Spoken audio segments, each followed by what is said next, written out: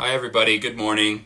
Welcome to our Be Well Live special edition week while we are gearing up towards Bell Let's Talk Day, which is going to be held tomorrow, Thursday, January 28th. So our department and across the college have been participating and promoting Bell Let's Talk Day. And we're going to be giving you some more information on what Bell Let's Talk Day is all about.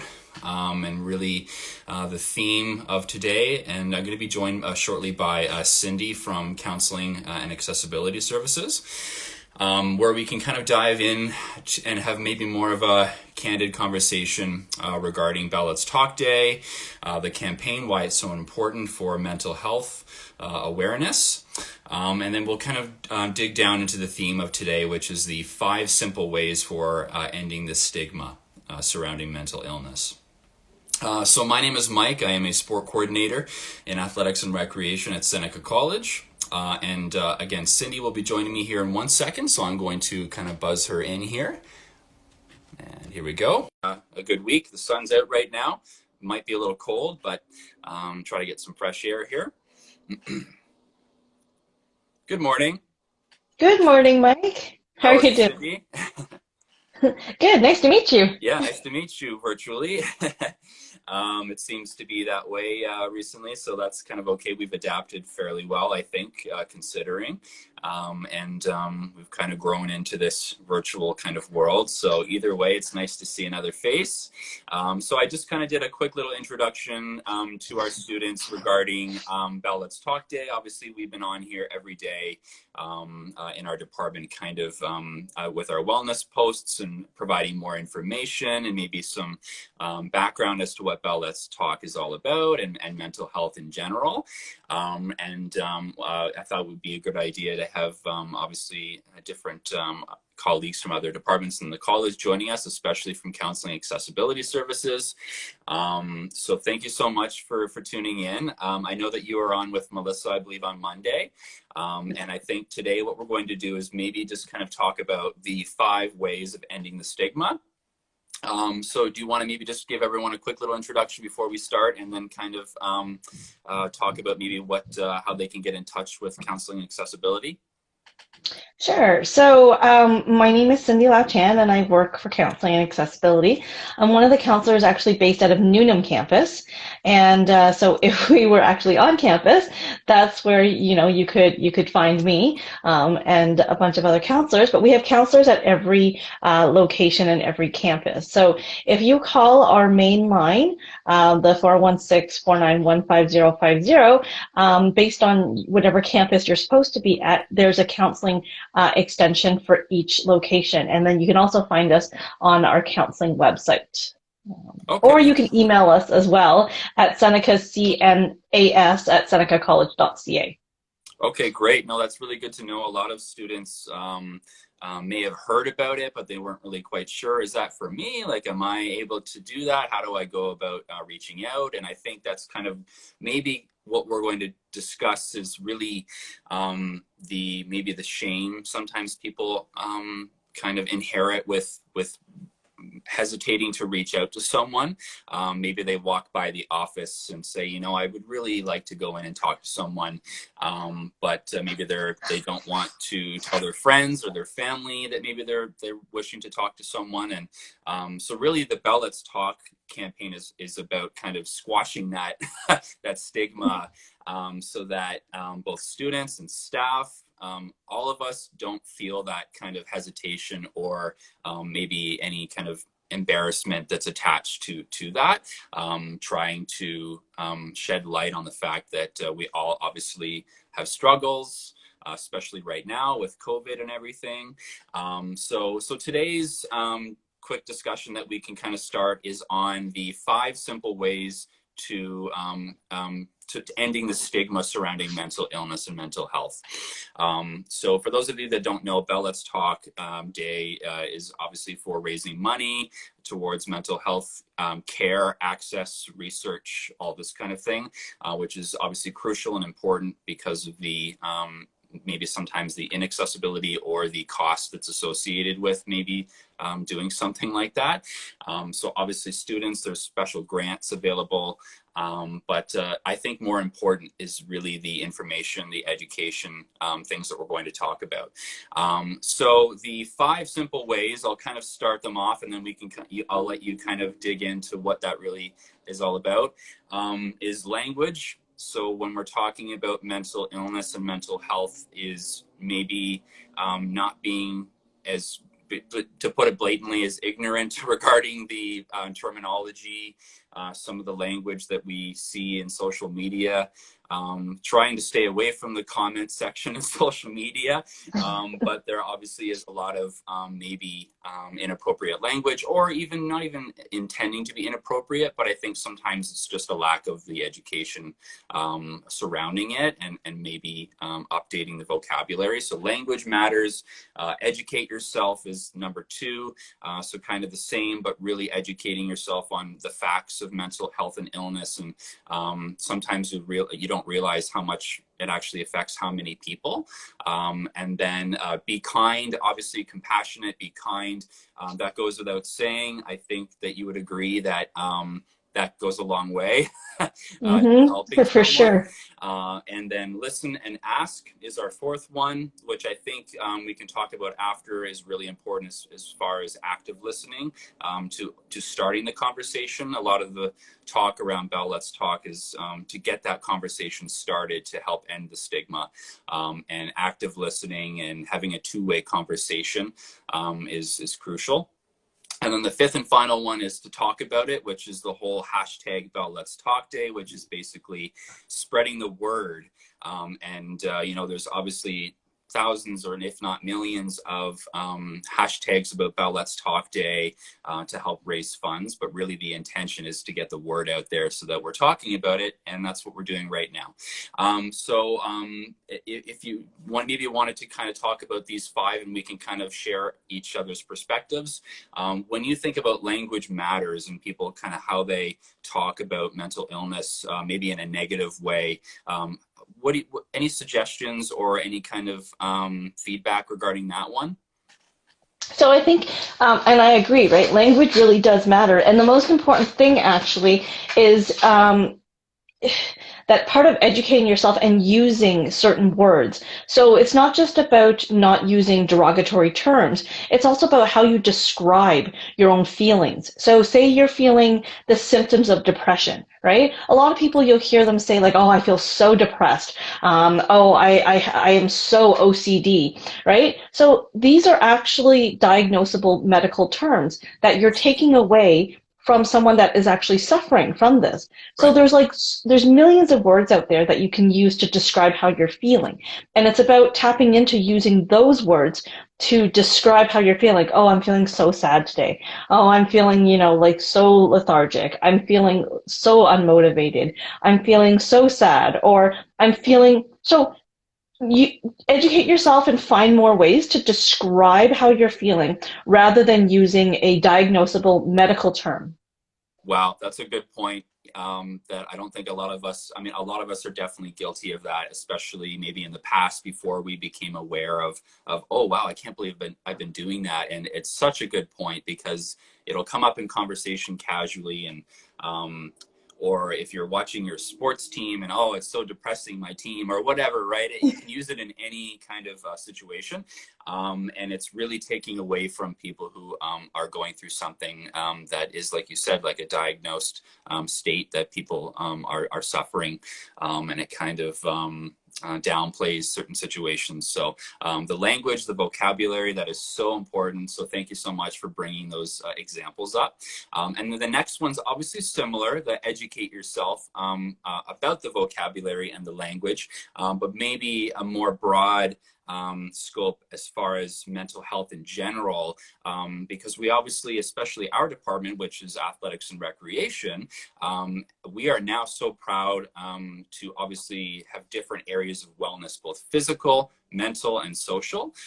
So fitness and sports and things like that always are kind of on the forefront of being healthy, when we say healthy, eating healthy, exercising, but then we kind of are forgetting the really important thing here is our mind and stuff like that. So I think educating yourself on the importance, putting mental health in that kind of pool with the other aspects of health, and maybe kind of yeah, learning about the facts and how many people are really kind of going through something and struggling. So do you have any other kind of take on that as far as just kind of educating yourself on mental health? Yeah, so there's lots of different things, right? There's mental health first aid, which we do run out of Seneca as well. So you can learn about all the different diagnoses and what to do in terms of like just like some quick things that you can do to help someone. But also learn about stigma in terms of how it affects other cultures. You can also learn about and educate yourself on the laws and legislature where other countries, mental health is actually not accepted. You're deemed as, maybe crazy and you need to be locked up so there's lots of things in terms of how stigma affects different cultures and different types of people. So having that understanding as well can help you engage in a conversation with someone when they want to come to you. Mm-hmm. And learning about confidentiality and services where a lot of people don't understand what confidentiality means. So when they come to our counseling office, our services are confidential. Even though you come into a Seneca counseling office, everything that we deal with is kept confidential from the rest of like kind of Seneca registration and Seneca admissions and the academic area. Okay. Wow. Yeah, absolutely. So yeah, those are definitely really good points. And even to be more on a personal note for myself when it comes to education, and perhaps it's different. And like you kind of had touched on, maybe different like cultures and different kind of priorities, if you will. Even myself kind of growing up was kind of that, without getting kind of political, but kind of like suck it up, you know, Walk it off, like just get yeah, back yeah, up. or kind of Yeah. even sometimes, males and men, you have to be tough or whatever, right? So there's a lot of kind of um, um, silencing things there that happen that kind of like don't have emotion, right? So, and I think part of that education is also, accepting that we all obviously have experiences and struggles and non-dependent on culture, gender, sex, all these things that that there should be no stigma for anybody. So that's kind of my personal experience is kind of different vocabulary that's been used as kind of, oh, you'll get over it kind of thing, stuff like that. And Yeah, yeah. then, Boys yeah. don't cry, that kind Oh, of yeah. stuff. Yeah. So Yeah, I think exactly. those are really important to really creating a big shift and change in kind of how we see different people and what we expect of them and pressures and things like that. And then the next one is be kind. So I was saying that it sounds like it's fairly common sense. Um, but obviously with education and the vocabulary and the awareness, those are all crucial for helping in the stigma. But really it's just kind of being compassionate and being a kind person and recognizing if someone is going through something. And kind of what I was shifting into was kind of not the whole shrug it off, oh, you're fine.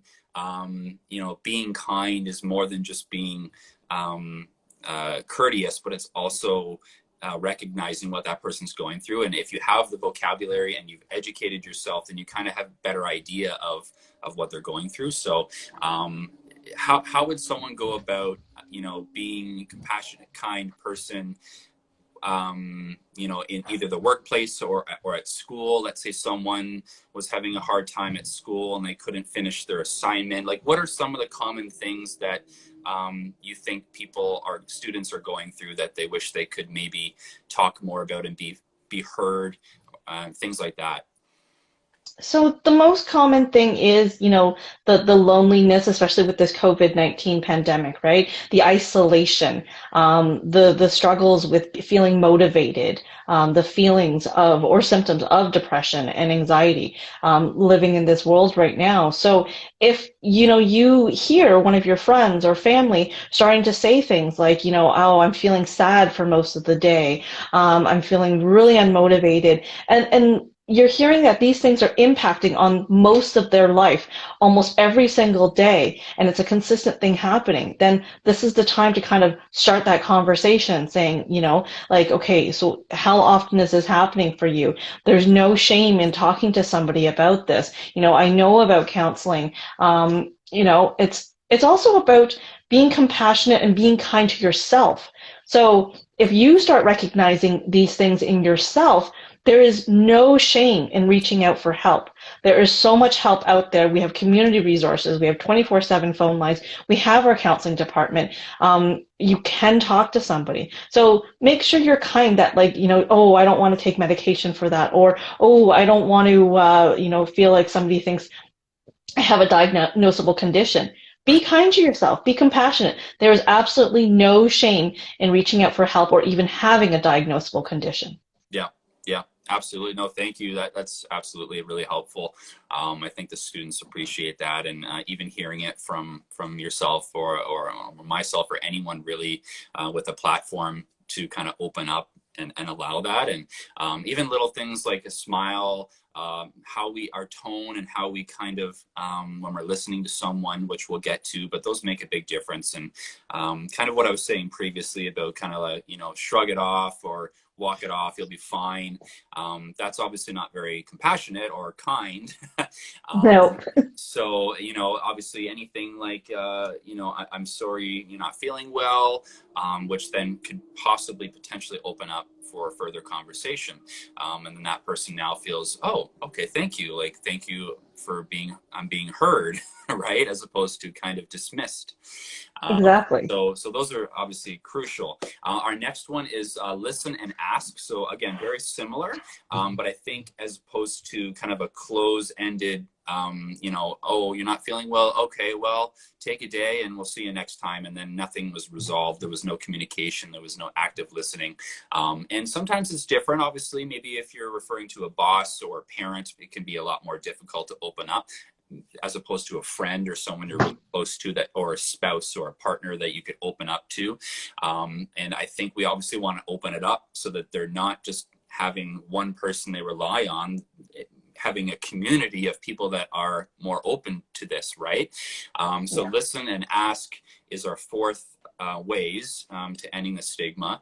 And I think maybe people aren't really aware of how to properly listen to someone without being, without the fear of them being offensive maybe, or for them not knowing what to say. So what are some suggestions for even just kind of, a family member to another family member or a friend, some simple ways of how they can be a better listener and open up the conversation better?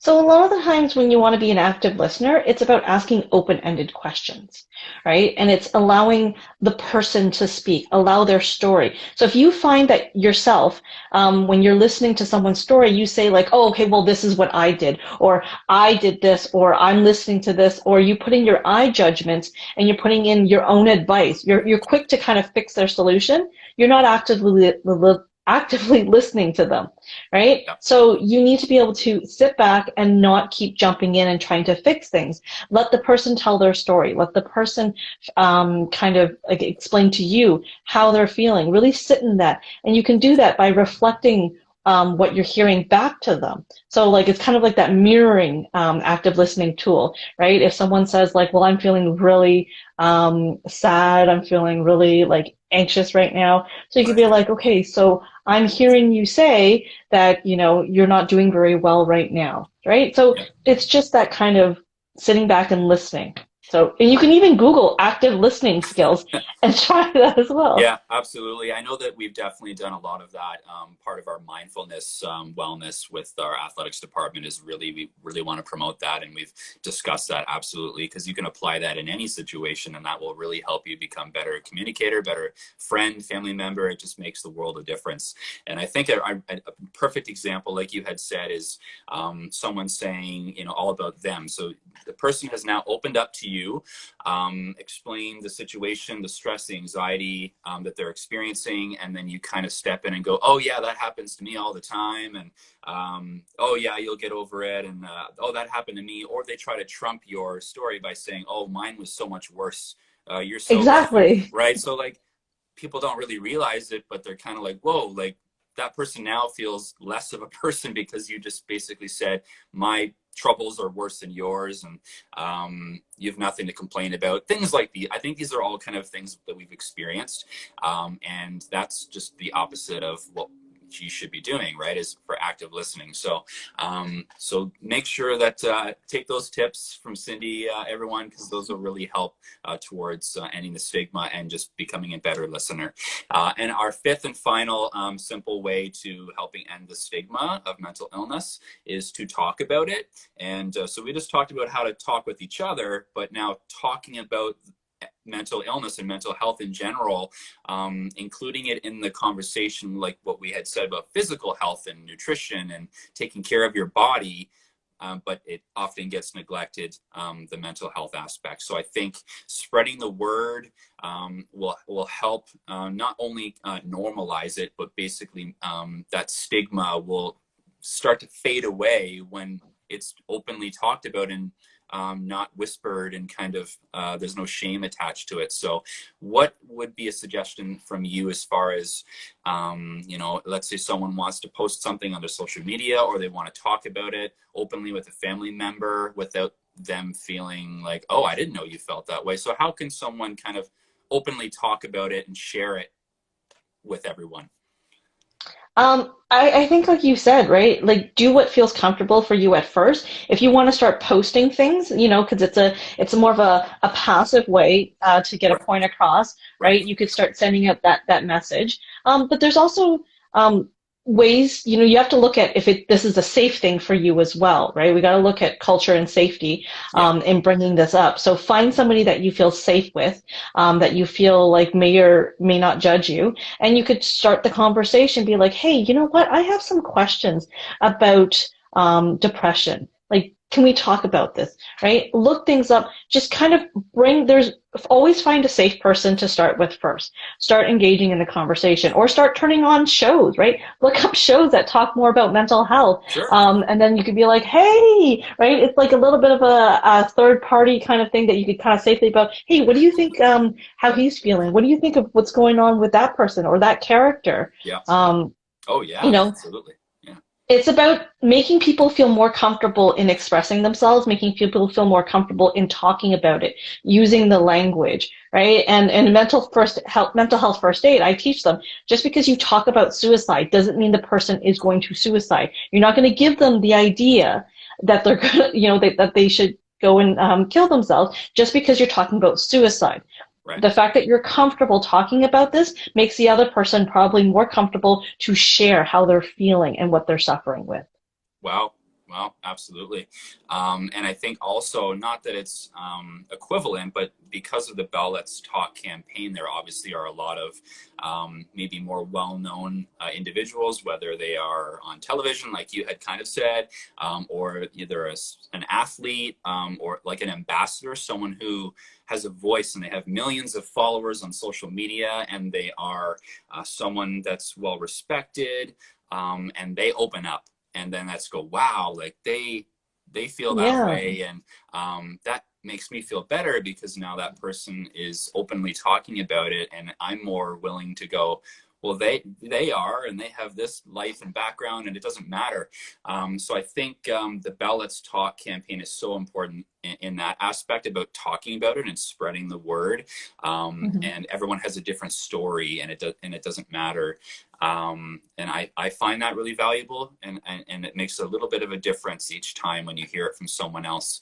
And sometimes you never know what that person's going through, and then they open up, and that kind of the next person does, and then before you know it, you have a whole kind of community of people that are open about it, and can support each other, and learn to be better active listeners, and everything that we've already talked about. So so that's excellent. Thank you so much, because we're talking about it right now, and tomorrow is the final day, which is the official Bell Let's Talk day. So get the word out there, use the hashtag Bell Let's Talk, and we're going to be putting a couple of videos out from our staff and our department with maybe a little bit of a personal touch and some stories that we have and why we think it's important. And then later today at 12:15, I have a little bit of an activity that I'm going to be doing that's themed with our 5 simple ways.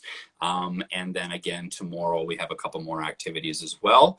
And lastly, I will be doing a Kahoot trivia, which will be Bell Let's Talk Day themed in mental health. So you can learn some facts and some information, and there's some prizes involved. So please tune in. That's tomorrow at 5 p.m. Is there anything else that you'd like to maybe share, or any information that they would need to know about counseling accessibility that you haven't already mentioned? So tomorrow, we also at 10 o'clock, we have our counseling and accessibility, meet and greet counselor, and we're also giving away up to $1,000 in prizes for Bell Let's Talk tomorrow. So like students tune in, join, you get to learn something, and you could possibly win a lot of money. But if you want to get in touch with us, please, like I said, you can call any of our campus locations, but also you can email us at senecacnas@senecacollege.ca. You can find us on the website on Blackboard as well. Awesome. Thank you so much, Cindy, for joining me, and we really appreciate it. So everyone have a good rest of the week, and be well. Okay, thank you, Mike. Thank you. See ya.